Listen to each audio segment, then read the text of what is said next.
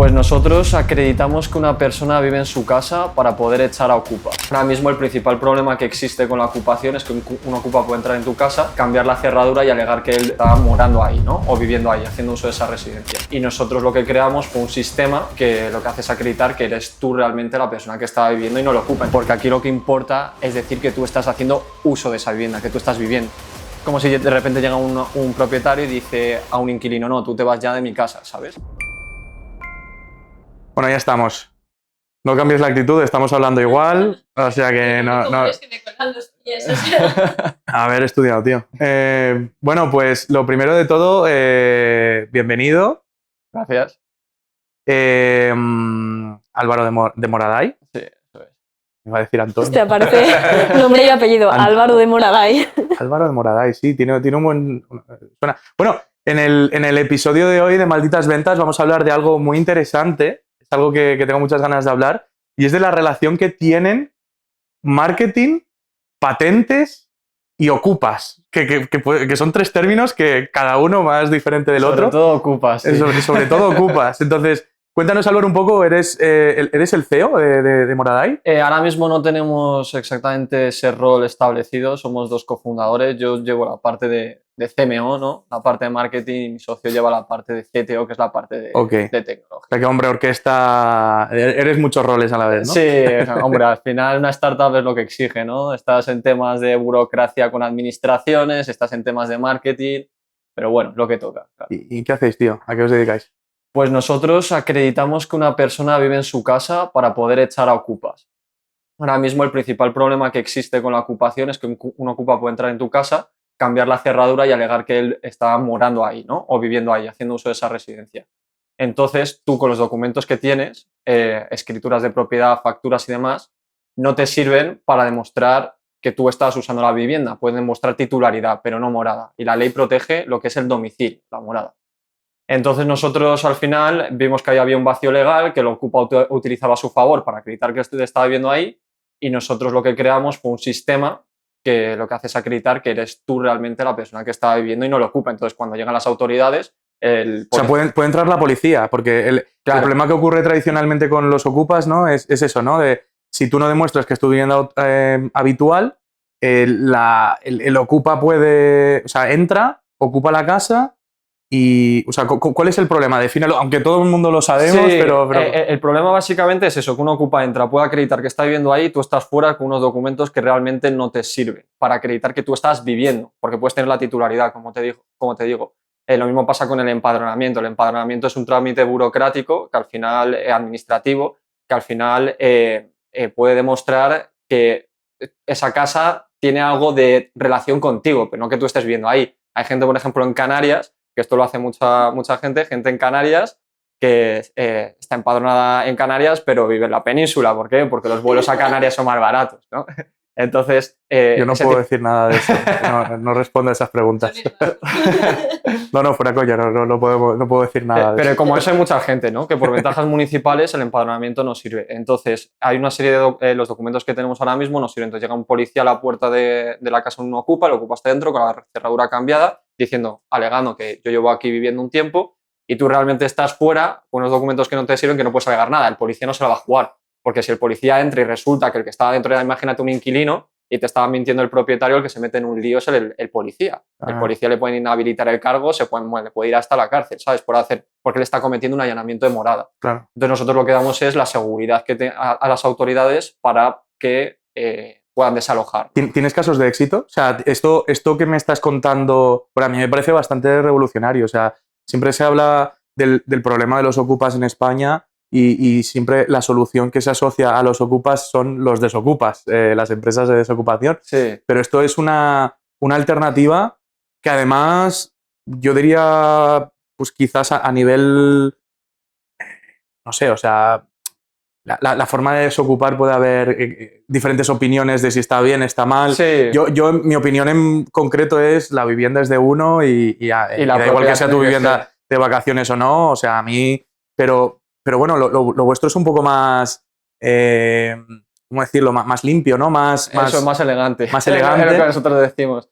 Sí, al final una de las cosas que tiene, bueno, cada uno toma sus métodos y luego puede haber consecuencias o no, ¿no? Pero Al final, claro, tú lo que sueles tener o lo que sueles poner también es, por ejemplo, una alarma, pero el problema con las alarmas es que son reactivas. Es decir, si en ese momento no llega la policía o lo que sea, no pueden echarle porque tú no tienes una prueba de morada. Nosotros lo que generamos es una prueba anticipada de que tú estabas utilizando esa vivienda. Que, por cierto, las segundas residencias también son moradas, ¿vale?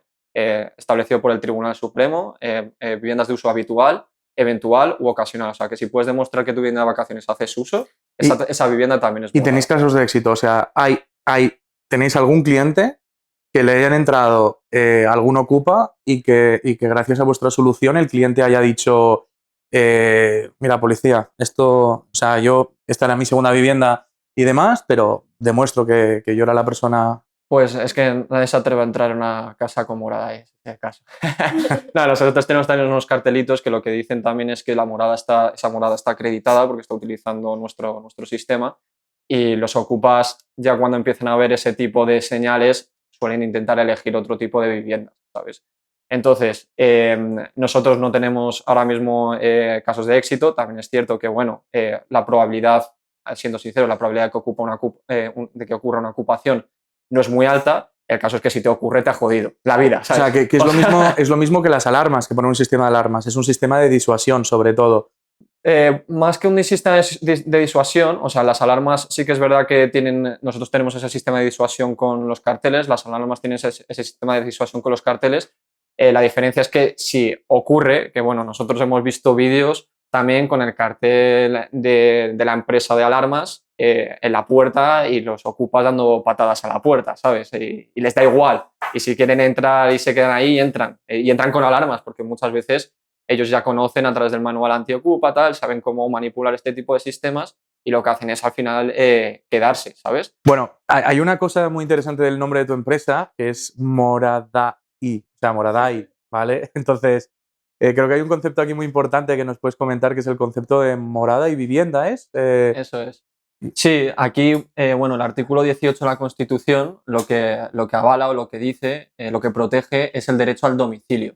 Domicilio, luego te vas a otras leyes y es morada. Morada es uso, ¿no? Entonces, lo lamentable de todo es que tu propiedad no está tan protegida como lo que se dice que es el domicilio. Entonces, aquí hay una distinción porque cuando un ocupa entra en tu casa, lo que acredita él es que está haciendo uso de ella, que es su morada. Entonces, da igual que sea tu propiedad, da igual que tú digas yo soy el titular con estas escrituras, porque aquí lo que importa es decir que tú estás haciendo uso de esa vivienda, que tú estás viviendo. Es como si de repente llega un propietario y dice a un inquilino, no, tú te vas ya de mi casa, ¿sabes? El inquilino, o sea, sería ilegal. Es su derecho de propiedad, pero sería ilegal en ese sentido.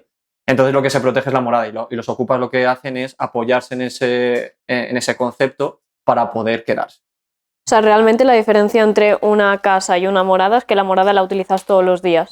Es que haces un uso, según el Tribunal Supremo, un uso habitual, ocasional o eventual. Es decir, todo lo que hagas un uso, ya sea en vacaciones, ya sea de forma habitual, esa es tu morada, porque es tu derecho a la intimidad, que eso también aparece en ese artículo. Entonces, todo lo que sea tu derecho a la intimidad, todo lo que sea tu derecho al domicilio, eso es lo que está protegido. Y el ocupa lo que acredita es que esa casa estaba viviendo él y tú no tienes pruebas para acreditarlo. Es que es muy interesante esto, ¿eh? Bueno, que saber que mi padre es cliente de Moradai fue por casualidad porque María ya les conocía y ha trabajado con ellos y bueno, pues estaba María con mi padre enseñándole un poco las páginas web que hizo y demás y a mi padre le interesó y os contrató. Eso anecdótico. A ver, a mí me parece que hay aquí no 3, sino 4 keywords súper importantes. Primero es marketing, que quiero que hablemos ahora porque creo que María, que es experta en workflows, inteligencia artificial, agentes, de todo lo que tiene que ver sobre todo con la parte de ventas, pues creo que puede chipear mucho. El segundo keyword es patente, o sea, que quiero que me cuentes un poco. Creo que la gente en general no sabe cómo funciona. O sea, tú eres un chaval normal, 26, 27 años, bueno, tienes un background un poco técnico, ¿no? De programador y demás, aunque ahora te dedicas a la parte de negocio. Y joder, ¿cómo empieza uno a hacer una patente? ¿Dónde empieza? ¿Qué problemas tiene? O sea, no sé, o sea, es como un territorio súper desconocido. Luego, otro keyword importante que comentaba, es la parte de... ¿cuál era el otro?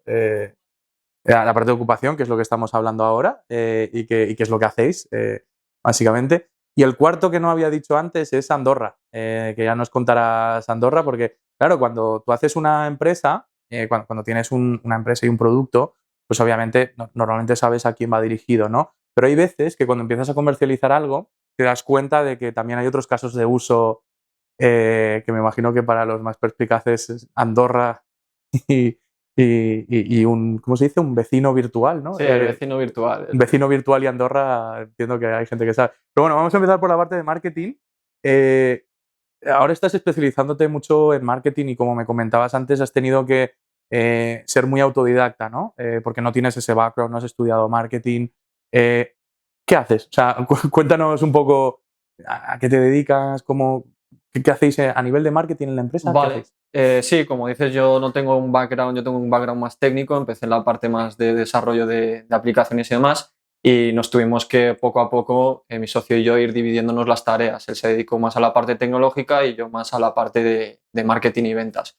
Entonces, como he aprendido, sobre todo ha sido pues leyendo muchos libros de gurús, luego me hacía los resúmenes y luego lo que hacía es aplicaciones o resúmenes, es decir, pues Russell Branson habla de esto y ahora para aplicar esto en Moradai tengo que hacer estos pasos, ¿no? Entonces, con todos los libros que me iba leyendo, lo que iba haciendo era eso, iba aplicando yo mi estrategia de marketing. ¿Algún libro que quieras recomendar rápido, interesante? A mí, bueno, la de 100 Million Offers yo me he leído la de Offers, estoy ahora mismo justamente con la de Leads, de Alex O'Morthy, y .com Secrets de Russell Branson son los dos que más me han llamado. ¿Y por qué empecé haciendo eso? Porque, bueno, nosotros empezamos intentando contratar agencias y nos dimos cuenta que contratar agencias sin tener ni idea de marketing es el mayor error que puedes cometer en tu vida y en una carrera como emprendedor. Bueno, los errores que podemos cometer como emprendedores son que si tú no estás especializado, si tú no has tocado un campo, ya sea tecnológico, ya sea de marketing, y contratas algo, no sabes lo que estás contratando. Puedes tener la suerte de que contratas algo que está bien o puedes contratar algo que no está bien. Nosotros en la parte de tecnología hemos contratado muy bien porque la parte de tecnología la teníamos súper trillada. Porque la sabéis. Claro, habíamos desarrollado nosotros con nuestras manos el dispositivo, habíamos desarrollado la app, entonces cuando fuimos a preguntar a gente y demás, pues conseguimos contratar a los mejores al mejor precio. Sabéis lo que estáis buscando, claro. Claro, porque sabes lo que estás buscando. Entonces, ¿qué pasó con marketing? Con marketing pasó que nosotros dijimos, bueno, el marketing tiene que ser algo de tal, y al final es una ciencia, ¿sabes? Es igual que el que programa. O sea, el que sabe de marketing bien es un tío que entiende mucho del tema y hay que leer mucho y estudiar mucho, ¿no? Y claro, nosotros lo que hicimos al final fue contratar una agencia sin tener ni idea de... Sin saber qué pedirles, sin saber cómo valorar lo que hacen, si tiene sentido lo que van a hacer para vosotros. Eso ¿no? es. Fue un error por nuestra parte porque nosotros fuimos a una agencia sin haber antes sin haber antes manchanos las manos, ¿sabes? Bueno, solo por una cosa que aquí es importante, que a mí me pasa todos los días. Nosotros en SalesDose y también en SalesScaling tenemos un montón de clientes que son pymes y startups, ¿vale? Yo diría que de los dos principales servicios que tenemos en SalesDose tenemos pues la parte de consultorías 100% prácticas de ventas y luego tenemos la parte del servicio de generación de reuniones. En la parte normalmente las consultorías se las vendemos a startups y pymes y la parte de generación de reuniones cualificadas, que son tickets ya más altos y sobre todo ya son para empresas medianas y grandes, son sobre todo empresas que ya tienen product market fit, ¿no? Y un error que veo muchísimo, y además de mi experiencia en Lanzadera, que tú has estado conmigo en Lanzadera, es ese precisamente. Yo en la parte de ventas conozco muchas veces a empresas y curioso porque hay empresas, esto pasa en empresas de todo tipo, ¿vale? Una cosa que yo veo mucho en Lanzadera y en startups es que los founders fundan una empresa de algo en lo que los founders son muy buenos haciendo eso, ¿vale? Y obviamente, como todos, pues son muy malos en otras cosas, igual que yo. A mí me gustan las ventas, yo he fundado empresas de ventas.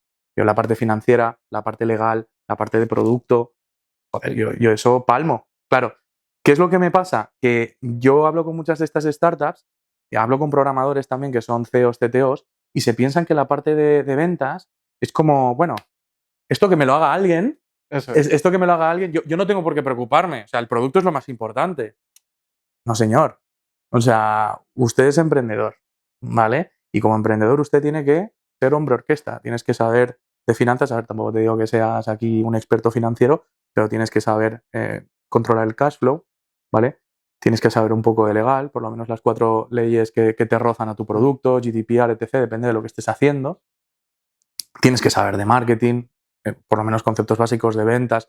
Entonces, yo me he encontrado muchas empresas pequeñas que han intentado querer que yo les presupueste el servicio de generación de reuniones, cuando les digo, pero si tú mismo no sabes ni lo que tienes que hacer para poder vender, ¿cómo pretendes que otro desde fuera, que no conoce tu producto, que no conoce tu mercado, igual que tú, porque ni siquiera lo conoces tú, cómo pretendes que esa persona te genere reuniones? No tiene ningún tipo de sentido. O sea, primero tienes que ser tú el que baje al barro, haga lo que tiene que hacer. O sea, me he sentido muy identificado con lo que has dicho, porque aunque a mí no me ha pasado en marketing, yo lo veo todos los días en startups y es un gran error, tío.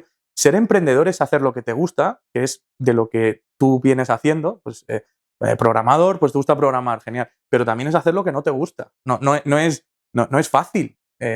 Entonces, bueno. O sea, de hecho, siempre es lo primero que la gente intenta delegar. ¿Por qué? Porque no es cómodo hacerte vídeos, no es cómodo montarte un podcast o no es cómodo coger, como siempre decimos, el puto teléfono y llamar. O sea, de hecho, por volver un poco a lo que vosotros estabais haciendo en marketing al inicio, me acuerdo cuando empezamos a hablar que esta agencia creo que llevaba algo de SEO, puede ser, y anuncios. Nos llevaba más SEM. SEO no nos SEO, llevaba. SEM, eso es. Nos llevaba SEM. Más la parte de ads, y vosotros estabais haciendo contenido orgánico, y me acuerdo cuando sacamos los números que os estaba trayendo más el contenido orgánico que los anuncios. O sea, que vosotros ya habíais bajado al barro y igual fue el meter la agencia de decir, no, vamos a hacer esto, y es algo totalmente protocolarizado, porque muchas veces en las agencias de marketing y de ventas vemos eso. O sea, nosotros tenemos nuestro ABC y aunque tú seas ZYX, te vamos a meter el ABC sin entender tu contexto. O sea, exactamente. Yo creo que, bueno, lo habéis dado en el clavo al final. O sea, tú no puedes ir a una agencia de marketing pensando que la agencia de marketing o tecnología o lo que sea, ¿no? Pensando que van a saber más sobre tu producto que tú mismo. Entonces, tú te tienes que manchar primero las manos antes de contratar en cualquier área de... Yo te diría en cualquier área, porque la patente, que luego iremos, porque bueno, no me quiero... Pero la patente... Dale, esto... Pues ¿Qué te pasó en la patente? No, en la patente lo mismo. Nosotros tampoco sabíamos cómo funcionaba el tema de patente. Sobre todo, bueno, Rodri es un máquina también en lo que hace, es una persona también que se chapa mucho las cosas y demás, y nosotros quisimos delegarla. ¿Qué ocurrió? Que nos vino la primera empresa y el tío nos vino a decir que si tú das, porque los veíamos caros y decía, si tú das cacahuetes, ¿qué es lo que te salen? Monos, ¿no? Y entonces, claro, nosotros ahí dijimos, bueno, pues a lo mejor sí que puede justificarse el que sean más caros, ¿no? Porque te dan más calidad y a lo mejor esto hay que saber cerrarlo bien, porque es una patente, ¿sabes? Bueno, pues resulta con el tiempo que nos dimos cuenta que la patente que nos habían hecho era una mierda y hemos tenido que irnos a otra empresa que nos lo está haciendo de puta madre y que ya hemos podido pues avanzar en eso.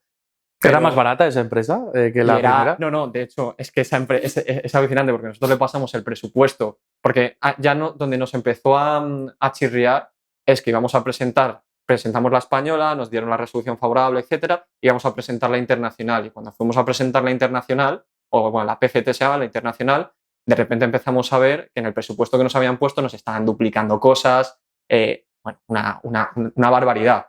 Y entonces nosotros cogimos y dijimos, bueno, vamos a tener una segunda opinión de una persona. Contactamos con una socia que nos ayudó, tal, no sé qué, y al final llegamos a una empresa. Y nos dijo, mira, los que están intentando haceros esto, esos lo están intentando colar, ¿sabes? O sea, se están intentando cobrar esto doble, lo que os cobran aquí es demasiado para lo que tienen que hacer. El marketing no tanto, o sea, la de legal, la de la patente, esa sí que fue un poco más jodida, porque íbamos referenciados por un socio que nos que nos llevó allí. La otra fue un poco más culpa de ambos, porque ellos nos estuvieron vendiendo, la agencia de marketing nos estuvo vendiendo una cosa también, de vamos a hacer esto, no sé qué, y nosotros también nos fiamos. Pero al final también fue culpa nuestra de ir directamente a una agencia de marketing cuando no teníamos que ir a una agencia de marketing, ¿sabes? O sea, de hecho ahí me acuerdo la anécdota de cómo nos conocimos. No sé si te acuerdas tú. Sí. Es que fue súper random además.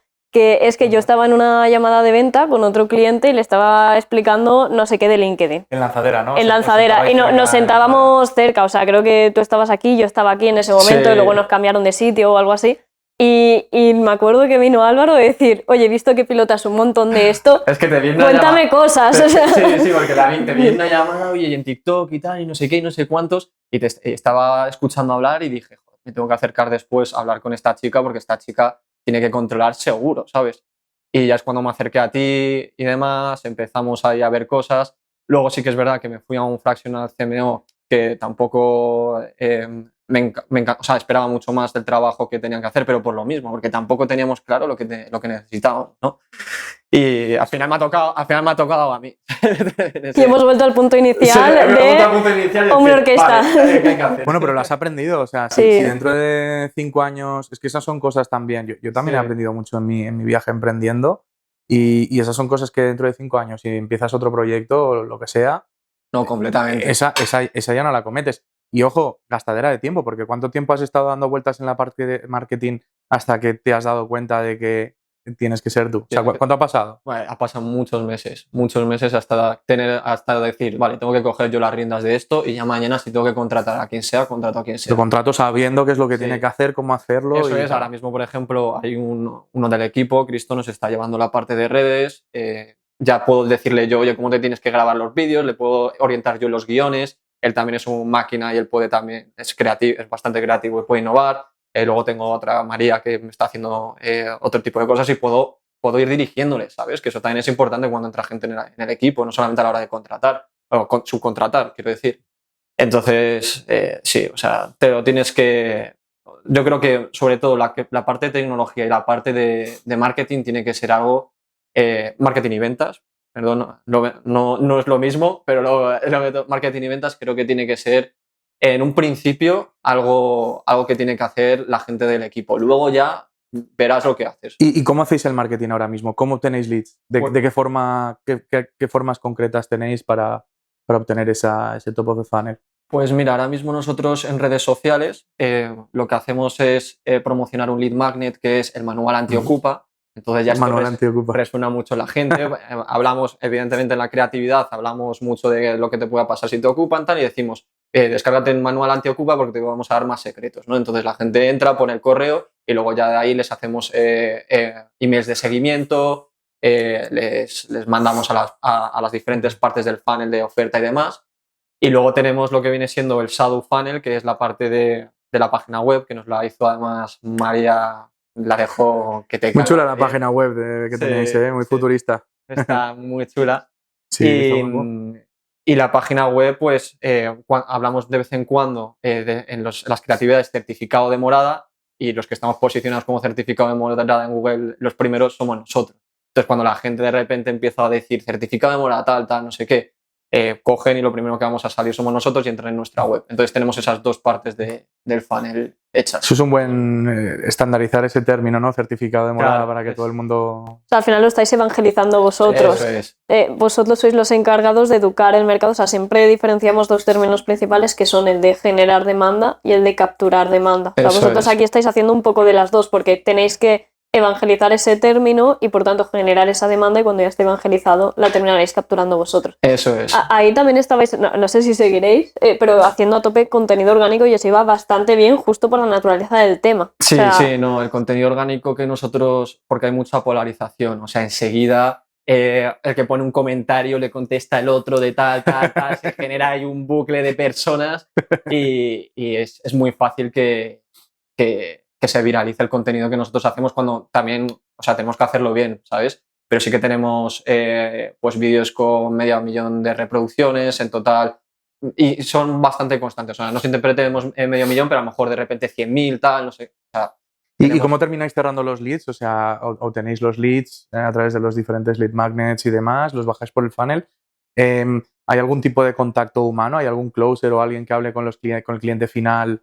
Porque la verdad es que mi padre te ha comprado, pero no sé qué coño hicisteis. O sea, sí, no, él me contactó por teléfono por María, ¿no? Lo pasó María, nosotros vemos que nuestro canal principal va a ser el referenciado de personas, pero sí que es cierto que ahora mismo estamos probando landing tenemos 2 landings, una prueba A/B de una carta de ventas larga y una carta de ventas corta y vamos tuneándolas para ver qué es lo que funciona mejor. Entonces de ahí es donde compran con toda la oferta y demás, bien estructurada al estilo Hormozi o al estilo Gmail Awards o lo que sea.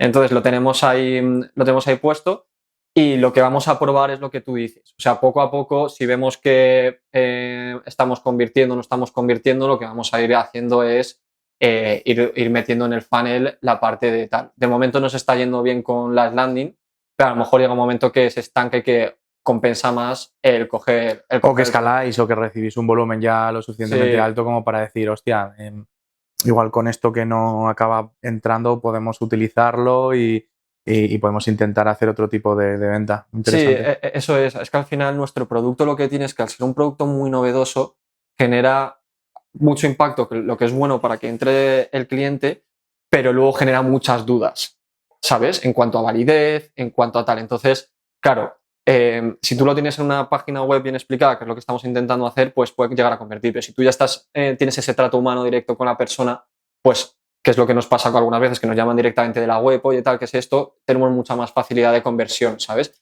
Y luego creo que hay algo que juega un poco en vuestra contra, que no tiene por qué ser algo malo, sino que por otro lado es un punto de la propuesta de valor, que es realmente que sí solucionáis ese problema. De hecho, o sea, me acuerdo que lo hablábamos mucho de decir, oye, aquí que quede bien explicado lo de certificado de morada, por otro lado no lo van a entender, y ahí yo creo que os debe llegar bastante gente que no dé el clic de pagar, de decir, oye, esto de verdad me va a terminar ayudando, ¿no? ¿Eso cómo lo gestionáis? Es decir, ¿realmente hay leads que se caen de ese funnel porque no terminan de encontrar la explicación o les quedan dudas? Claro, ese es un tema. Nosotros cuando empezamos, esto también, bueno, puede ser de aprendizaje para las personas que empiezan con el marketing. Nosotros empezamos promocionando el testigo como dispositivo. ¿Qué es lo que ocurrió? Que la gente enseguida lo asociaba a una alarma. Dice, esta es una alarma, pam, esta es una alarma, pam. Entonces era imposible salir de ese bucle, incluso poníamos en los títulos, no es una alarma. No es una alarma. Pero la gente, oye, ¿y esto es una alarma, tal? Entonces, ¿qué es lo que ocurrió? Que tuvimos que pivotar el mensaje a el certificado de morada. Entonces ya con el certificado de morada es muy raro que la gente vaya a asociarlo con la alarma, independientemente de que luego haya un dispositivo. Entonces nosotros lo que tuvimos que decir es, vale, este es el certificado de morada, tal.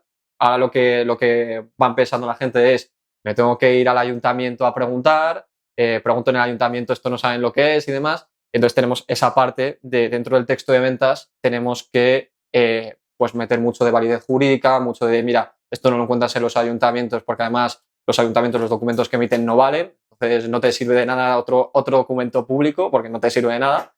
Entonces esa es una carta de ventas que tenemos, o sea, en la carta de ventas es lo que tenemos puesto. Entonces sí, hay mucha gente que cuestiona mucho el tema de la validez, y es normal, es un producto nuevo, pero nosotros al final a nivel tecnológico lo tenemos muy, muy bien atado. Y luego a nivel conceptual también lo tenemos muy bien atado con el tema de la morada, ¿sabes? Porque ahí realmente, ¿qué es lo que recibe? ¿Qué es el certificado de morado? ¿De qué manera tú acreditas que estás en tu casa sin estar en tu casa? Porque eso sí que es complicado. Sí, al final lo que colocas es el testigo, lo colocas por la cara interior de la puerta principal y entonces cuando pasas por allí, una vez al día, o sea, porque entras, sales por la puerta, pasas por ahí, te hace un check, un reconocimiento biométrico rápido, no es una foto, es un reconocimiento biométrico rápido y lo que hace es generar ese check en la nube de, vale, ese registro en la nube de, vale, esta persona está viviendo aquí este día, a esta hora, con esta identidad. ¿Cómo sabe que eres tú y que no es otra persona? Vale, porque al principio, cuando te llega el testigo, muy buena pregunta, cuando te llega el testigo, es que a lo mejor no explica bien del todo, pero cuando te llega el testigo, tú lo pones en la puerta y tú lo configuras. Con tu configuración inicial, como la del móvil cuando haces el Face ID y demás, pues es lo mismo, una configuración inicial y ya solamente te puede acreditar a ti como legítimo morador. Y todo esto certificado, blockchain, notario, o sea, todo... Sí, notario, claro, la parte de blockchain tiene que estar certificada por un notario. Nosotros blockchain ya no utilizamos, utilizamos al principio, ¿por qué? Porque lo hemos sustituido por una figura que se llama prestador de servicios cualificados, prestadores de servicios de confianza, que es lo equivalente a un notario digital, que es una entidad como la Fábrica Nacional de Moneda y Timbre que emite las firmas digitales, pues exactamente igual. Nosotros trabajamos con una EA detrás del grupo Garrigues y lo que hace es sellar que esa prueba es válida. Esos están regulados bajo un reglamento europeo y demás que en la que podemos decir que esa prueba es válida jurídicamente porque está sellada por un prestador de servicios de confianza. Qué bueno. La blockchain la quitamos porque la blockchain todavía no tiene esa autoridad jurídica, no tiene, le falta todavía un poco. De hecho, nosotros empezamos haciendo el producto con blockchain y ahora lo pasamos a este prestador. Claro, y mira, se nos ha puesto el momento muy bueno para empatar esta parte de certificado, de constancia de que estás en un sitio con la palabra favorita de todo el mundo, que es Andorra e impuestos. Claro, esto en principio tú lo creas como una herramienta de desocupación para resolver el problema de desocupación, pero bueno, resulta que, no sé si tendrás alguno ya, pero por lo menos sé que ha habido conversaciones con potenciales clientes o clientes en Andorra. Coméntanos un poco ese caso de uso, sobre todo cómo te cayó, no sé si se os ocurrió a vosotros, si alguien os dijo, os lo sugirió, ¿cómo llegas a ese otro caso de uso? Pues mira, ¿En qué consiste también? Importante, porque igual no nos están siguiendo. Sí, bueno, consiste, lo primero es que las personas que se van a Andorra, que se van fuera del país, sobre todo, bueno, los que más están controlados son los que se van a Andorra, pero también los que se van a Portugal y demás, tienen que demostrar que viven más de 183 días para poder tributar en ese país. Más de 183 en ese país. En ese país. Ok. Entonces, para poder demostrar que tienen que tributar allí, que no les llega Hacienda y les diga, oye, mira, tienes que tributar aquí. Entonces tienen bastantes problemas con eso. Nosotros lo descubrimos porque yendo a los despachos con el tema de la ocupación, para validar el tema de la ocupación, nos decían, pero bueno, chavales, aquí lo que podéis hacer es para el tema fiscal, ¿sabes? La gente que se va y tiene el miedo de que mañana le llegue Hacienda, porque es que Hacienda les bonifican por abrir expedientes, ¿sabes? O sea, ellos cuando abren un expediente les están bonificando por eso, ¿sabes? Entonces... Y que además el que tiene que demostrar lo de los 183 días es la persona, ¿no? Claro, o sea... entonces la persona tiene que demostrar lo de los 183 días. En Andorra tienen un pifostio montado de narices porque tú en la entrada de Andorra tienen la DGT, Dirección Nacional Dirección General de Tributos, tienen puesto... Como la DGT de tráfico, pero de tributos. No, la de tributos, claro. DGT puede ser la de tráfico o la de tributos. Bueno, Hacienda lo que tiene puesto en la entrada de Andorra son cámaras, también para ir chequeando la gente que está ahí, ¿no? Entonces... ¿Con la matrícula? O sea, ¿con el coche? Va con la matrícula, hay gente que se para, le abre la ventanilla a la policía, o sea, hay cosas ahí. En Andorra hay unas cosas que nosotros no... Hay un policía también que para temas de inmigración, de repente un día, aleatorio al año, va, llama a la puerta, si no estás en la puerta pone como que no estabas viviendo ahí. Puedes estar comprando el pan, puedes... Pero en Andorra. En Andorra. Bueno, ¿es la policía de Andorra o la...? Es como, no me acuerdo qué nombre tenía, pero es un tío que va en coche y va llamando a las puertas y diciendo, está aquí esta persona, es verdad que si estás comprando el pan te llama, oye, ¿dónde estás? Y se le dices, pues estoy comprando el pan, pues a lo mejor se espera a que llegues y tal, pero a lo mejor, yo qué sé, estás de vacaciones con la familia, ¿sabes? Y no estás ahí, y si pasa una segunda vez ya dice, este tío no estaba viviendo aquí. Entonces tú te quedas un poco en bolas de decir, joder, no puedo acreditar yo que realmente estoy viviendo allí. Mañana me puede llegar Hacienda, me puede llegar cualquiera a decirme que tengo que pagar más o lo que sea, ¿sabes? O sea que básicamente con Moradai puedes acreditar, porque existe una prueba de accidente legal, etc., que tú has estado más de 183 días en tu morada, en Portugal, en Andorra, en el lugar donde tú quieras. Y si Hacienda te llama y te dice, oye, ojo, te abro un expediente, tienes que demostrarme qué tal, pues en vez de estar buscando billetes de vuelo, tickets de gasolina, no sé, si vas en coche, es que no sé cómo lo demuestras si vas en coche. No, lo estás explicando de puta madre. Y tal, es que en coche, claro, en avión es más fácil, porque en avión pues es un billete de avión, ¿no? Pero el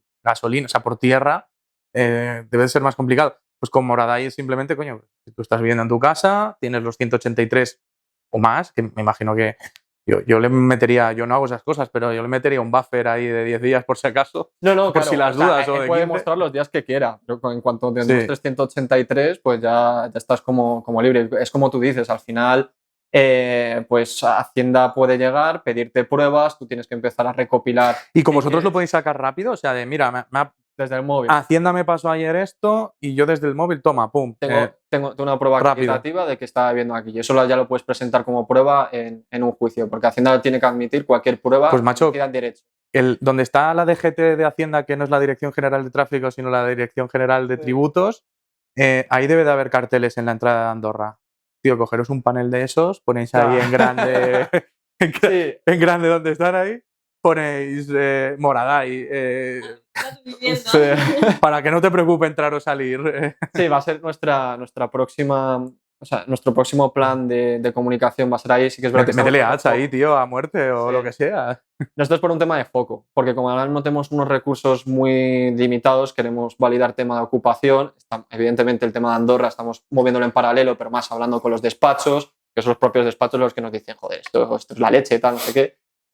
Pero no queremos centrarnos todavía a nivel de comunicación y de recursos ahí porque no tenemos los suficientes como para hacer ese split, pero nos estamos orientando. También es verdad que el tema de tributos o el tema de que te pueda perseguir una autoridad tributaria ocurre en todos los países, porque todos los países, bueno, casi todos los países en el mundo tienen el tema de los de los días, tienen que acreditar residencia por días. De todas formas, si no pagas en España porque estás más en otro sitio, pagas en el otro sitio, o sea que sí. A la Hacienda de Andorra me imagino que les interesa también. Sí, a ellos sí. El caso es, por ejemplo, a la francesa, también los franceses que van a Andorra, o yo qué sé, o los portugueses que van a otro lado, o los que se va a Abu Dhabi. Es un poco. Hay diferentes países también donde se puede manejar el producto. Y eso es lo que te digo, es un tema que nos vino más por los propios despachos que nos lo empezaron a recomendar hacer. Qué fuerte. Sí. Qué bien. Porque ahí hemos hablado mucho de la parte de marketing, ventas, todo el producto ya desarrollado y los casos de uso, pero realmente eso no empieza ahí. Es decir, eso es el resultado de muchos años de trabajo. Ahora estamos viéndote a ti, Álvaro, pero ya tenéis un equipo detrás. O sea, ¿en qué punto estáis ahora a nivel de empresa? Porque habéis encontrado diferentes casos de uso, estáis empezando a traccionar. ¿Cómo tenéis pensado escalar todo esto a nivel de equipo, recursos? Sí, es muy buena pregunta. Nosotros ahora mismo, bueno, vamos a ser 7 en el equipo a final de este mes. Vamos a ser 7 ya en el equipo. Y un poco lo que estamos viendo es, existe market fit en ocupación, sí, validamos, vendemos y luego ya vamos abriéndonos en otros mercados. Por lo que digo, por un tema de recursos, de no querer destinar recursos de comunicación, de ads y demás, y sobre todo nosotros, a nivel de poner el foco, ¿no? Entonces, nosotros tenemos pensado full ocupación. Cuando tengamos este problema, bueno, que lo tenemos resuelto, cuando tengamos una cartera suficiente de clientes, ya irnos moviendo en diferentes. También está el tema de inmigrantes que tienen que demostrar, pues, igual, número de días, residencia permanente en España para conseguir la nacionalidad por arraigo. O sea, tenemos ahí varias cosas que también nos han ido comunicando, pero es que si nos empezamos a abrir mucho, es como que tocamos todo y no tocamos nada, ¿no? Entonces, claro, queremos primero focalizarnos en ocupación y luego ir creciendo en otros ámbitos. Eso es muy de lanzadera, lo del foco. Sí, de hecho un poco lo empezamos a ver ahí porque veíamos que nos estábamos dispersando porque nos llegaban ideas, podéis hacer esto y podéis hacer lo otro y no sabemos ni por dónde empezar. Bueno, vamos a empezar por donde, porque al final nuestra razón de ser fue la ocupación, pues vamos a empezar por la ocupación y ya nos vamos abriendo a otros mercados si es que hace falta justo. ¿Y estáis en ronda? ¿Cómo va la ronda? Sí, ahora mismo estamos en ronda, ya levantamos una el año pasado. Estamos ahora... ¿De cuánto se puede saber? Sí. O sea, además, creo que hasta que no estás en ronda, incluso cuando estás en ronda y todo esto, o sea, creo que hay mucha gente que igual nos puede estar viendo que a nivel de rondas de inversión y esto, pues se pregunta, pues, por ejemplo, la valoración, cómo la levantas, quién te invierte, dónde buscas dinero, por qué usas ese dinero. Cuéntanos un poco de esto. Yo creo que hasta que no te metes no empiezas a conocer este mundillo y yo que también estoy metido, te digo por experiencia que, joder, es complejo, ¿eh? O sea... Sí, de hecho hace poco me hicieron una pregunta y me dijeron ¿qué es lo más difícil de emprender en España? Y yo dije la financiación. Porque allí en Estados Unidos, en cuanto tienes un poco, ya levantas ronda, las valoraciones las hacen diferentes, las hacen aquí como que son también mucho más meticulosos, mucho más difícil. Sí que es verdad que bueno, el tema de rondas, por ejemplo, lo lleva más mi socio Rodrigo, que es un máquina en eso. Y sí que es cierto que, o sea, nosotros ahora estamos levantando 300.000, porque luego, bueno, para quien no conozca está el ENISA, que luego te lo puede duplicar, etcétera. También con 300.000 de inversión privada y luego un ENISA más o menos de 250, 300. Sí, queremos hacer algo así. Como te digo, esa parte la lleva mucho más mi socio, pero sí, es algo por el estilo. Y luego lo que haces es, pues vas a pitchar a los foros. ¿Con quién hacéis el ENISA, por curiosidad? ¿Con quién vais a hacer el ENISA? Nosotros hemos hecho la ENISA con Apki. Con Apki, ok. Sí. ¿Con Alberto? Sí, Alberto es un máquina. Yo lo he hecho con Alberto también. Saludos, Alberto. Sí, Alberto es un máquina. Sí. Lo estamos haciendo con Apki y es lo que estamos pensando hacer ahora con el tema de la ronda. Levantar un poco en inversión privada, que es lo que estamos haciendo. Ahora ya lo que estamos levantando sobre todo son business angels. Además nos renta más porque los VCs suelen venir en etapas un poco más posteriores por un tema de que suelen ser luego muchísimo más exigentes, ¿sabes? Ahora mismo estamos en una etapa en la que la empresa tiene que estar creciendo de otra manera. Y bueno, sí, o sea, el tema de financiación es una pasada. ¿Se puede saber la valoración, por curiosidad? Sí, ahora mismo estamos levantando a 3 millones. ¿A 3? ¿Y la anterior a cuánto era? Fue a 1.250.000. Pre-money. 250, sí, pre-money. 1.250.000 pre. Sí. Y ahora 3 pre también. Sí, ahora 3 pre. Ok. Y en la anterior levantamos 100... Pues ¿podemos hablar de métricas o ahí no nos metemos? ¿De métricas en qué sentido? Bueno, ventas, tracción, todo esto. Sí, nosotros estamos escalando... Sí, si quieres, si no, no, que sé que igual es algo privado y no pasa nada. No nos importa. O sea, te refieres es que a el problema de las rondas que yo le veo, sobre todo cuando estás en una etapa pre-seed, es que por mucho que cada inversor con el que hables te diga que hay un libro escrito y que hay unas reglas, no las hay. No. Entonces, tú puedes decir que vales 3 millones, puedes decir que vales 2, puedes decir... O sea, en realidad es muy difícil valorar cuánto vale tu empresa, sobre todo en una etapa tan temprana en la que tenéis tan poco tiempo de vida, o sea, tampoco tenéis un histórico de datos que puedas decir, hostia, madre mía. Y sobre todo, que esto lo dicen muchos inversores y luego no lo cumplen, yo sí que creo que es verdad y es, se invierte sobre todo en los emprendedores y en el proyecto, ¿no? O sea, de estos dos chavales parece que sí, tienen algo entre manos, se les ve trabajadores, se les ve comprometidos, el proyecto tiene mucho sentido, se habla mucho de ocupación, es una solución alternativa. Coméntanos un poco. Sí. Yo, a mí me gusta que hayas sacado eso, es un melón. A lo mejor voy a lanzar un poco de hit aquí en cuanto a... A mí no me... si me preguntas a mí, yo no puedo hablar ni de política ni de estas cosas, pero bueno, nos estamos metiendo también, sí. A ver, yo lo que veo, y también lo que hemos estado viendo un poco es que, bueno, las valoraciones que se ponen, evidentemente, son valoraciones a ellos. Una valoración de, mira, yo realmente me quiero diluir tanto como emprendedor en esta ronda. Eso en Estados Unidos está muy bien visto, porque un inversor en Estados Unidos lo que no quiere es que el propio emprendedor se desapegue de la empresa. Diga, vale, pues ahora tiene el emprendedor un 3%, este no va a hacer ni el huevo, ¿sabes?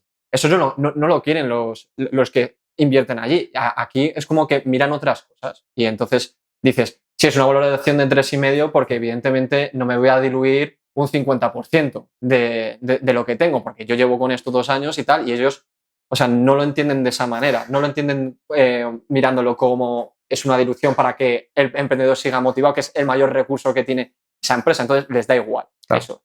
Entonces es muy difícil encontrar dinero porque al final tú no te vas a diluir en tu empresa un tanto por ciento. A valoración, o sea, 3 millones y un ticket de 300, esto quiere decir que te diluyes un 10%, más o menos. Claro.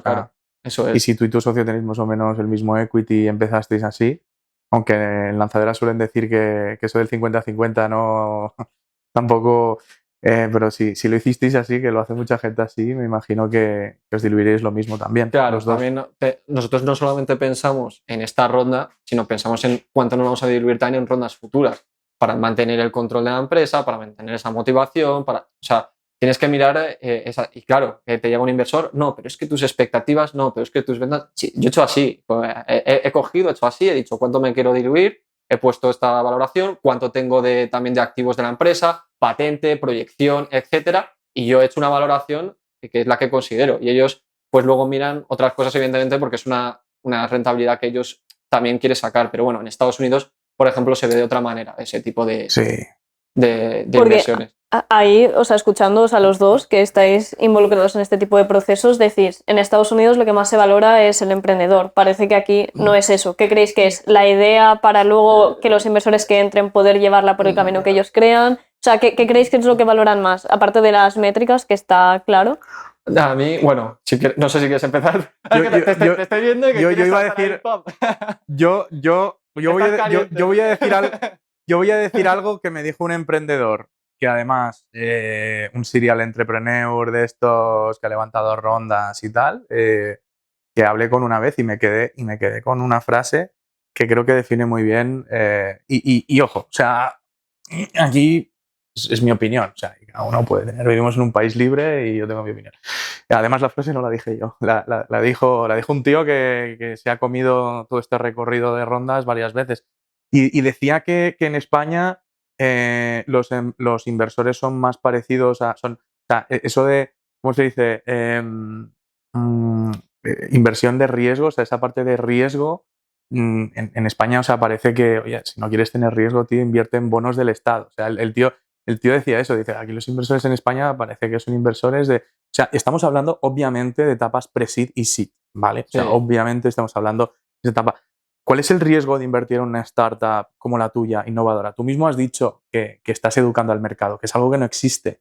¿Cuál es el riesgo? El riesgo es muy grande, pero la ganancia también. Lo que no se puede es estar jugando a dos bandas, tío. Obviamente, tú igual, joder, me acabas de decir que en tu ronda anterior la valoración era 1.250.000. ¿Esa cuándo fue? ¿Cuándo la cerrasteis? En julio de 2024. En julio de 2024. O sea, en casi un año habéis hecho un por 2 de valoración. O sea, quien os metió en esa valoración, cuando cerréis esta, va a hacer un por 2, un por 3. Y probablemente estamos hablando de business angels. Os meterían 10K, 20K, 30K, 50K. Sí. O sea, estamos hablando de que un tío en una inversión de un año ha doblado o triplicado, ¿vale? Entonces, joder, lo que no se puede es querer en un año sacarle una rentabilidad del doble, del triple, o sea, meter 50 y sacar 150, pero no estar dispuesto a asumir ese riesgo.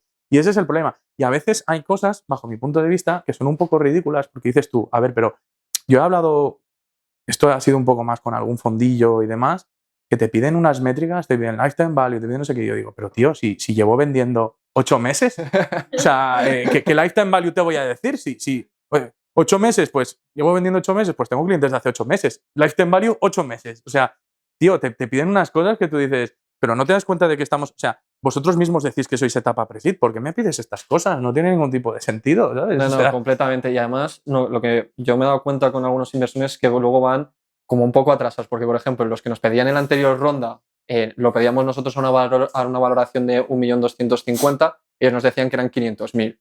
Y ahora que lo ponemos a 3 millones, ellos nos dicen que es 1.250.000. Entonces van a estar todo el rato yendo por detrás, ¿sabes? Entonces, si realmente es lo que al final tienen que valorar, si realmente te interesa el equipo. Y el equipo no tiene que ser, porque una de las cosas que yo veo es que el equipo tiene que ser Elon Musk. Es decir, es una persona que haya tenido un éxito absoluto en otra empresa que haya tenido. Si no, no te invierten, ¿sabes? Entonces, claro, tú estás empezando como emprendedor, yo todavía no... este es mi primer éxito o fracaso, te quiero decir. Todavía no puedo decir eso, ¿sabes?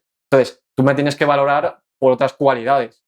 Oye, ves que soy una persona comprometida con el proyecto, va a ver, ¿sabes? Pero por otro tipo de cualidades. Entonces, lo que se mira ahora mismo en los emprendedores, yo lo que veo es que sí, miran a los emprendedores cuando han tenido casos de éxito previos a la hora de montarlo. a ver, y eso es legítimo, ¿eh? Ojo, o sea, quiero decir, Sí, obviamente, como el tío que te decía yo, que era un serial entrepreneur de estos, o sea, es un tío que se ha pasado el juego ya un par de veces y tú dices, joder, pues si tiene que volver a jugar una tercera vez, pues vas a ver jugar mejor que tú, ¿no? Pero al mismo tiempo también, oye, no nos engañemos, es una inversión de alto riesgo. El inversor creo que tiene que tener más ojo con el emprendedor. Yo no te digo que seamos nosotros, bueno, te lo voy a decir evidentemente que nosotros somos la hostia y que vamos... Porque coño, claro que sí, joder. Sería tonto si no lo hiciese, pero tienen que valorar eso. Y de verdad ver que los emprendedores son buenos con lo que, como emprendedores. Eso es lo que tienen que valorar, ¿sabes? Entonces, volviendo un poco al origen, ¿qué es lo que creéis que valoran? Porque tendrían que valorar eso. ¿Qué es lo que creéis que han visto los inversores que tenéis?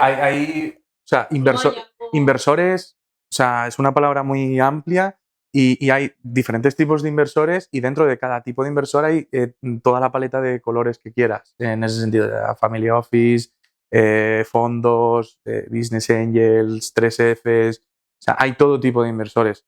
Entonces, es que yo creo que de todo. Aquí, obviamente, un poco por el salseo estamos contando pues las anécdotas de cosas que dices tú que son un poco ridículas, pero obviamente no estamos hablando por todos los inversores. Yo claro, en mi empresa, por lo menos, yo tengo inversores muy buenos y gente que ha confiado en el proyecto desde el principio y desde hace mucho tiempo y que, joder, y que es gente muy, muy top, ¿vale? Y una cosa no quita la otra, que tampoco quieran saber información, es legítimo saber dónde quieres meter el dinero, que quieras saber cosas.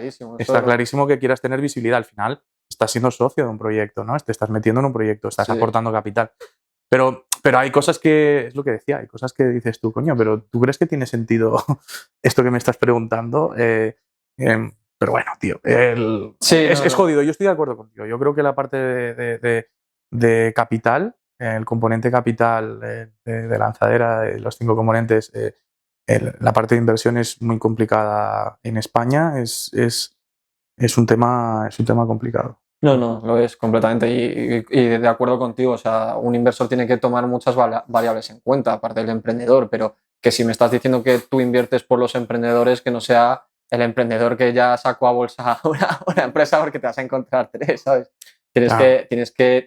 Hay otro, yo creo que no se valora de esa manera a los emprendedores aquí en España. También entiendo porque hay menos financiación, hay menos acceso a capital, incluso los propios inversores, ¿sabes? Allí en Estados Unidos es que es muy diferente y no podemos compararlo. O sea, pero emprender en España es casi como un deporte de riesgo, tío. Sí, o sea, quiero decir... sí. Ya nos metemos con temas de administraciones, yo no quiero cabrear más.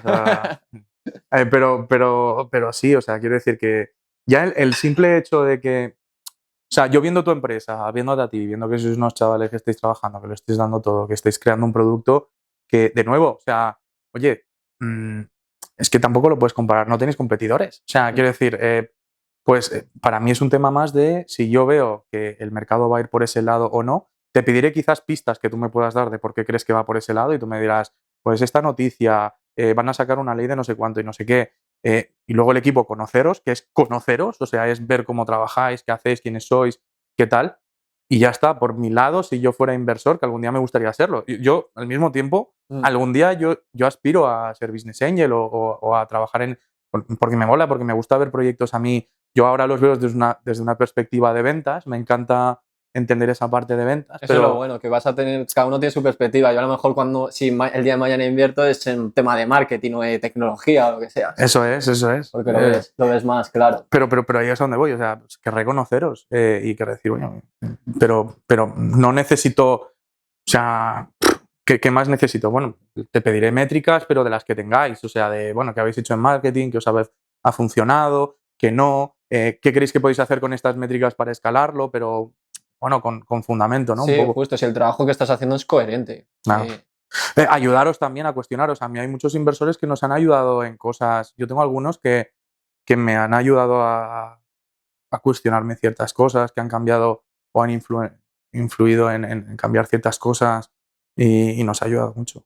Justo, es que yo creo que, o sea, luego hay inversores que son muy, muy buenos, ¿sabes? En ese sentido, que a lo mejor no te invierten, pero te llevas el consejo, te llevas el aprendizaje, ¿sabes? De, oye, mira, ¿sabes? A lo mejor por esto, por lo otro. O sea, hay también gente de todo tipo.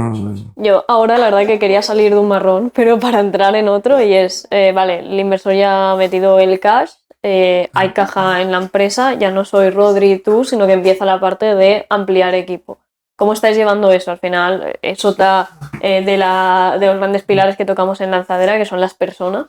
¿Cómo está siendo esa parte de pasar a ser Rodri y tú a más agentes, más personas en el equipo que vais a tener que gestionar, que muy probablemente algunas no sean un buen fit porque pasan todas las empresas? ¿Cómo estáis llevando esta primera parte de contratación, que por otro lado también es súper emocionante? Sí, a mí la verdad que me está encantando el tema de las personas. O sea, sí que yo era muy reacio a Rodri y yo nos lo preguntábamos mucho, decíamos, pero ¿cuándo hay que contratar a alguien? Si es que ahora esto se puede automatizar, esto lo puedes hacer tú, ¿cuándo hay que contratar a alguien? Además, un empleado es un gasto, son problemas también porque las personas somos problemas. Entonces, siempre nos preguntábamos, ¿cuándo necesitamos a alguien, ¿no? Y te va llegando, o sea, de manera natural, te va llegando el momento, y es lo que hemos visto nosotros, de, joder, ahora en marketing estoy desbordado, necesito a alguien que me haga los vídeos o necesito a alguien que me los edite, tal. Entonces ya los contratas. Nosotros lo que hacemos es, pasan por una primera fase donde les formamos en cuanto al producto, en cuanto a la empresa, los valores sobre todo, porque nosotros queremos tener a las personas enchufadas en el tiempo, no que estén 2 meses y a lo mejor venga un pico bajo en el que están más desmotivados y estén parados. ¿Y cómo lo consigues? ¿Qué tipo de incentivos o qué tipo de cultura estáis intentando Pues yo sobre todo ahora mismo, porque no podemos dar muchos incentivos por un poco los recursos que tenemos, yo lo que intento es hablar mucho con ellos a nivel personal, o sea, entrar un poco más en la parte de persona. Decir, oye, ¿cómo te encuentras? ¿Te está motivando sobre todo el trabajo que estás haciendo? Creo que eso es lo más importante, que se encuentran motivados con el trabajo. Yo estoy haciendo, por así decirlo, el trabajo que haría un becario que entraría en cualquier empresa, lo hago yo. Porque yo quiero que las otras personas estén motivadas a la hora de hacer a la hora de hacer su trabajo y que no lleguen mañana y bajen el ritmo, sino que estén siempre en un ritmo alto y que de repente empiecen a motivarse. Voy a ver las métricas, por ejemplo, ahora mismo el chaval que nos está llevando, Cristo, que nos está llevando a las redes, pues voy a ver las métricas de mi anterior vídeo, lo tengo que mejorar, tal, no sé qué. Entonces está metido en la empresa, ¿no? En el flow de la empresa. Y entonces yo creo que ahora mismo la motivación que les podemos dar es esa, porque no le podemos dar de momento una motivación económica más allá de lo que les podemos pagar, ¿sabes? Bueno, hay otro tipo de incentivos también. Sí. Para mí, y esto es un problema que los chavales jóvenes, y yo también he cometido ese fallo a nivel profesional, no entienden bien hasta que no tienes cierta experiencia. Y es, no sé, cuando tú tienes 20 y pocos años, 23, 24, 25, piensas sobre todo en el dinero, en lo que te queda en la cuenta a final de mes, ¿no? En el salario neto. Pero no piensas en los otros beneficios que te puede dar entrar en un proyecto, en una startup. Quiero decir, a nivel de carrera, a nivel de conocimiento, a nivel de escalar profesionalmente. Yo siempre lo digo en ventas. Tengo un ejemplo para ventas que además es de cajón, es de sentido común, ¿vale? No es lo mismo ser SDR en una empresa como Factorial que ser SDR en una startup, con sus pros y sus contras. Joder, en Factorial pues te vas a meter un buen sueldo, en Factorial vas a tener unos perks, te pagan el gimnasio, tienes comidita en la oficina, after parties de no sé qué, que eso es la hostia, ojo. Tienes formaciones chulas, hay formaciones, hay cositas, eso está muy bien, ¿vale?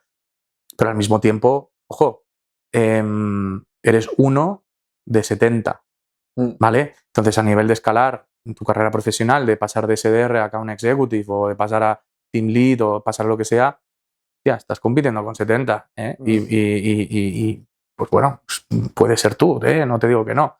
Entonces, claro, ¿cuál es la otra cara de la moneda? Trabajas en una startup. Imagínate Moradai, porque no se encaja porque hacéis B2C, pero imagínate que es Moradai, ¿no? Hostia, pues eres el primer SDR de una empresa. Tienes todo por hacer. Eso es. Tienes que aprender a sacarte las castañas. Tienes que tal, pero al mismo tiempo tienes todo el camino por delante y te lo vas a hacer tú. O sea, quiero decir, yo por lo menos a nivel personal, como yo he crecido a nivel profesional, ha sido así. Yo trabajo en startups, he trabajado en proyectos en los que, o sea, esto lo digo porque a mí me ha funcionado. O sea, bueno, depende. O sea, depende de lo que, de tus pretensiones. Pero bueno, en una startup ganas menos, sí, pero aprendes mucho más. Aprendes de más cosas, que no solo sea ser SDR y coger el teléfono. ¿Por qué? Porque tienes que hacer mucho más, tienes una visión más amplia. O sea, por así decirlo, en menos tiempo consigues más. Pero bueno, ¿a qué precio? Pues igual no estás ganando lo mismo que un tío en Factorial, obviamente. Ahora, igual, ser un año de SDR en Moradai te lleva a poder ser después Account Executive en Moradai. Cuando ya eres Account, igual sí que te puedes meter en Account Executive de Moradai y pasas a Factorial, por ejemplo. Mientras que en Factorial, si hubiera sido uno de esos 70, pues no hubieras llegado. O sea, o igual sí, igual no. Completamente. Yo creo que una de las cosas que también hacemos es el darles expectativas, como tú dices. O sea, mira, sí, estás en una startup, pero si esto mañana pega un pelotazo, tú vas a ser el primero que ha entrado en marketing, en producto. Y además que depende de ti. O sea, el pelotazo, tú formas parte proactiva de ese pelotazo. Claro. Tú eres un SDR de Factorial y tú eres una 70ava parte Que además, de algo. es lo que dices, tienes más responsabilidades, Claro. más capacidad de crecer, o sea, a nivel, Joder. a nivel personal, ¿sabes? O sea, es una inversión, sí, de más tiempo por dinero, pero estás aprendiendo el triple, porque lo que hacen, por ejemplo, las personas que han entrado en otras empresas, como tú dices, a lo mejor son una persona más. Aquí son las personas que lo llevan, ¿sabes? Yo conozco a gente, yo conozco historias y conozco a gente, por ejemplo, el antiguo CMO de Blue Banana, la de Goico, de marketing. Gente que empezó cuando la empresa era así, los proyectos lo petaron y estos tíos están, vamos, son líderes en lo que ellos hacen, en su profesión. Claro, pero es que no es lo mismo poner a Blue Banana de aquí a aquí o poner a Goico de aquí a aquí Claro. que ser una 70ava parte de Sí. Factorial, ¿sabes? Entonces, joder, claro que tiene sus pros y por eso digo que para toda esa gente con ese sentimiento aventurero, emprendedor, de que quieran aprender y progresar en su carrera profesional, que tienes las metas y las aspiraciones altas, no te pienses que yéndote a una empresa con un gran logo siempre es la mejor opción, ¿eh? O sea, quiero decir, depende, pero tienes que por lo menos ser consecuente y consciente de tus cartas, de las que tienes, cómo las juegas. Y yo creo que currar en un proyecto como el tuyo, creo que es... No, O sea, yo aquí voy a ser un poco también abogada del diablo porque quiero decir, fijaros que para una persona que muchas veces sale de la carrera y dice, es que esto os lo digo porque conozco gente así, de no, yo salgo de la carrera y me tengo que estar embolsando 3.000, 4.000 pavos porque yo lo valgo, ¿sabes? Porque he hecho una carrera y he pagado un título. Y que realmente yo creo que hay poca gente que esté dispuesta a hacer eso porque hay más cortoplacismo ahora que largoplacismo. Es decir, y lo que diferencia una cosa y otra es la actitud que tenga la persona. O sea, creo que encontrar talento que realmente sea válido es muy difícil por eso, porque antes estudiabas una carrera y te podías estar embolsando 3.000, pero es que ahora como no tengas una carrera es que el que estás jodido eres tú. No, y antes O sea, tampoco cobrabas 3.000, ¿eh? O sea, no, pero igual... Pero lo que has dicho creo que has dado con la clave. O sea, y nosotros eso lo miramos mucho en los comerciales. A mí me da igual los comerciales que contratamos y empleados. También es cierto que tampoco aquí estamos facturando millones, entonces tampoco podemos poner unos sueldos de la hostia. Pero sí que es cierto que lo que miramos principalmente es la actitud de las personas. No tanto la experiencia que tengan, sino la actitud y si pensamos que tienen las características como para poder... Porque nosotros se lo vamos a enseñar todo, tío. 100%. Contratar despacio, como dicen en Lanzadera, contratar despacio y despedir rápido, tío. Tómate tu tiempo, asegúrate de que el perfil a nivel de actitud... Aunque sea un becario, ¿eh?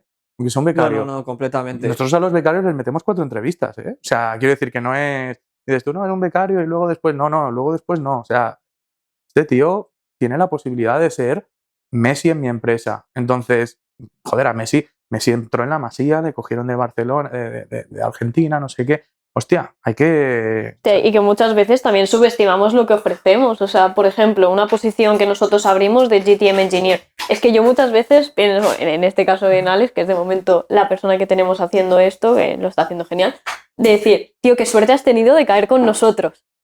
O sea, de verdad lo pienso, porque estás aprendiendo algo que mola mucho, o sea, que tiene un impacto real y que siendo un perfil técnico puedes exprimir mucho. Muchas veces también es donde caes. O sea, quiero decir que hay una parte... A ver, hay una parte de suerte también, porque obviamente Alex creo que nos tiró el currículum a nosotros y a 40 más. Estamos muy contentos con Alex, pero creo que pasó eso. Pero sí, muchas veces es eso. Yo creo que habéis dado la clave con algo y es que nosotros ya nos hemos dado cuenta, contratando, que actitud está muy, muy por encima de aptitud. Muy, muy por encima. O sea, si tú, porque una persona que no tiene ese conocimiento, si tiene la actitud para aprenderlo, lo va a aprender seguro. Lo va a aprender. Seguro. Hay para ciertos puestos, a lo mejor ya más de senior, más tal, que necesitas un poco más de aptitud, pero nosotros nos hemos dado cuenta en lo que hemos ido contratando hasta ahora, no contratando, subcontratando, que nos hemos equivocado en la gente con aptitud y no nos hemos equivocado nunca en la gente con actitud. Gente que quiere mejorarlo un poco más, gente que a lo mejor no sabe hacer algo, pero mira, me voy a meter a saber cómo lo hago, le echo un poco más de horas, de lo que sea, ¿sabes? Esa es la gente que... Vale, pues ya estamos llegando al final. ¿Vale? Lo prometido es deuda. Me gustaría que, aunque hemos hablado de varias ya, me gustaría que me dijeras 3 fuck-ups, 3 cagadas que como emprendedor has cometido, como emprendedor, como empresa, como tú quieras. Creo que has hablado de un par de ellas ya, pero bueno, si no, danos otras que no sean esas. Vale. Pues mira, nosotros uno de los... yo creo que uno de los fuck-ups, que además lo comentó mi socio Rodrigo también en otro podcast, es que quisimos dotar de nuestro producto demasiadas características al principio. Sí que es cierto que, bueno, es un producto hardware, no es lo mismo que un software que puedes iterar mucho más rápido, pero sí que es cierto que a lo mejor, por ejemplo, tenemos conectividad SIM. Pues mira, eso nos lo podíamos haber quitado, ¿sabes? Simplemente que haga lo que tiene que hacer, que es reconocer y generar la prueba. O sea que a nivel de sacar un MVP, queréis sacar un MVP con demasiadas características sin validar cuáles son las que realmente son útiles en el mercado y cuáles no, ¿no? Eso es. Sí que es verdad que... Típico error de programadores founders, ¿eh? Sí. O sea, pero 100%. No, lo es. Sí que es verdad que nosotros... o sea, la desventaja o demás para hacer esto es que no es lo mismo tener un SaaS o tener un software que tener un hardware. Tú con un hardware tienes que especificar un poco más lo que necesitas, porque es que no puedes iterar de estar yéndote a producir, de iterar sobre la placa, de tal. Tienes que tener un producto además homologado, porque si no, no lo puedes tener en una vivienda, un producto con un marcado CE, y necesitas ciertas cosas que con un software no, ¿sabes? Entonces, con un software sí que es verdad que a lo mejor puedes empezar con lo mínimo, pero con un hardware tienes que tener por lo menos un concepto ya más o menos definido. Sí que es verdad que yo creo que lo definimos demasiado, ese concepto, ¿sabes? Yo creo que ese es un fuck up. Yo creo que el otro fuck up es un poco a nivel global, pero con lo que os he contado, que es contratar antes de meterte de lleno en ese campo. O sea, subcontratar algo antes de tú entender, antes de tú ser conocedor de qué es lo que se necesita en ese área. Un emprendedor de verdad, y esto lo hablamos mucho Rodri y yo, es una persona que es capaz de mancharse las manos en cualquier área de trabajo, por llamarlo de alguna manera, ¿no? 100% de acuerdo. Y creo que antes de contratar o subcontratar, te has tenido que manchar las manos ahí. Si no, vas a contratar... no, puedes tener suerte, pero si no vas a contratar y vas a subcontratar mal, siempre. Bueno. Yo creo que ese es otro fuck up. Y te diría que, bueno, sí que es cierto que nosotros, por ejemplo, hemos tenido fuck ups con los plazos de entrega del producto. Eso ya es un tema más de experiencia, ¿no? De decir, joder, pues nosotros creemos o hemos preguntado cuándo podemos tener este producto, lo podemos tener en 2 meses y resulta que es más complejo que eso, ¿sabes? Y al final hemos ido retrasando mucho, pues a lo mejor ser muy optimistas con las expectativas de cuándo íbamos a lanzar. Que luego con otras cosas, por ejemplo, a nivel financiero, siempre somos súper pesimistas. Nos va a ir mal en todo esto, para tener bien hecho y bien planteado eso, ¿no? Tener un colchón de posibilidades, ¿no? Planes A, B y tal. Pero justamente con el producto creo que hemos subestimado un poco la capacidad que era crear un producto hardware, en este caso, ¿sabes? Para nosotros. Y eso lo que ha hecho es que se vaya mucho en plazos. A lo mejor muchas veces lo que ocurre, que yo creo que le ocurre a muchas personas, nosotros por suerte lo hemos conseguido llevar bien a tiempo, pero en su día eso, muchas ideas, muy disperso todo, si no pones el foco, te vas. Y yo creo, sí, yo creo que nosotros hemos conseguido eso, resolverlo rápido, pero nos empezaban a llegar eso, pues diferentes ideas y era como... O sea, básicamente habéis tenido coladores de tiempo en la parte de producto, o sea, que habéis hecho de más y habéis invertido tiempo ahí. Al final todo se reduce a tiempo. Habéis invertido tiempo en la parte de producto, habéis invertido... habéis gastado tiempo, que podríais haber invertido en otras cosas en eso. Habéis gastado tiempo en la parte de marketing, en la parte de contratar una agencia, luego luego tal, y también en la parte de la patente. Y luego esta última que me comentas de producto también. Qué interesante. Oye, pues tío, un placer. Espero, no sé, pues dentro de un tiempo ver cómo vais, cuando hayáis cerrado la ronda y demás. Igual te puedes volver aquí. Joder, claro que sí. Y ha sido un placer, tío. Cuando queráis. Muchas gracias a los dos,